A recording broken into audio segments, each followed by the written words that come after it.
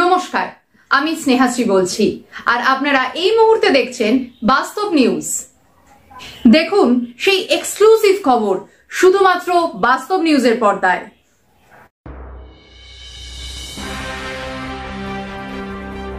গভীর রাতে ব্রিজের নিচে অজ্ঞাত পরিচয়ে বস্তাবন্দি যুবতীর মৃতদেহ।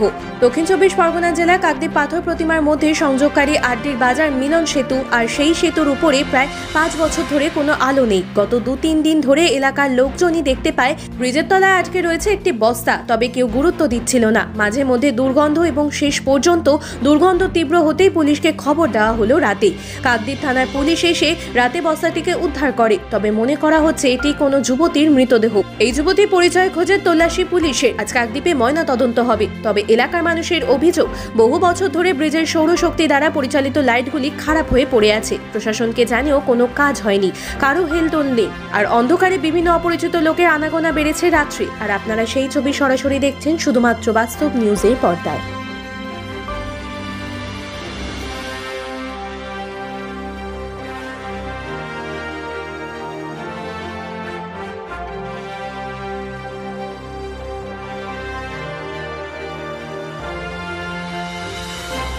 আগে একটা ঠিক এই ধরনের মার্ডার হলো নদীর বাইরের পাশে গঙ্গাধরপুরে বাস স্ট্যান্ডে ব্রিজের পাশে, এবং আজকেরও ঠিক দেখলাম একটা বডি নদী বাঁধের ভিতরে, ভান্ডারি ঘেরির ভিতরে।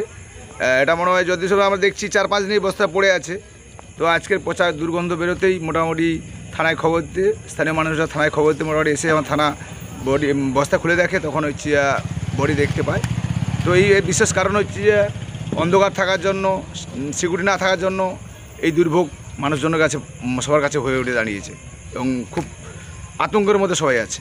যে বস্তাবন্দির তরুণী এখানকার তা ঠিক বলতে পারছি না, আমাদের এখানকার হবে কি বাইরের হবে ঠিক এখনও খোঁজ পাওয়া যায়নি। পুলিশ এসেছিলো? হ্যাঁ, পুলিশকে ফোন করতে এসেছিলো, ওনারা এসে বডি নিয়ে গেছেন। 3-4খানা গাড়ি নিয়ে এসছিলেন, অফিসাররা এসছিলেন, বডি নিয়ে গেছে মোটামুটি। তাহলে কি এই অন্ধকারের জন্য কি এটা? হ্যাঁ, অন্ধকারের জন্যই তো সব কিছু। ব্রিজের কোনো আলো নেই, রাস্তাঘাটে আলো নেই এবং কোনো সিকিউরিটিও নেই। বা আলো ছাড়া একদম ব্রিজটা এপার ওপার সাধারণ মানুষ সন্ধ্যা 6টা থেকে 9টা অবধি যেতেও ভয় করে। রাত্রে তাহলে তো ঘটনা ঘটতেই পারে, কি করবো আমরা তো আতঙ্কের মধ্যে আছি, এর জন্য সুব্যবস্থা হয়। আপনার নাম? শ্রীকান্ত নায়ক। আমাদের চ্যানেলটি যদি ভালো লেগে থাকে তবে লাইক, কমেন্ট, শেয়ার ও ফলো করতে অবশ্যই ভুলবেন না। ধন্যবাদ।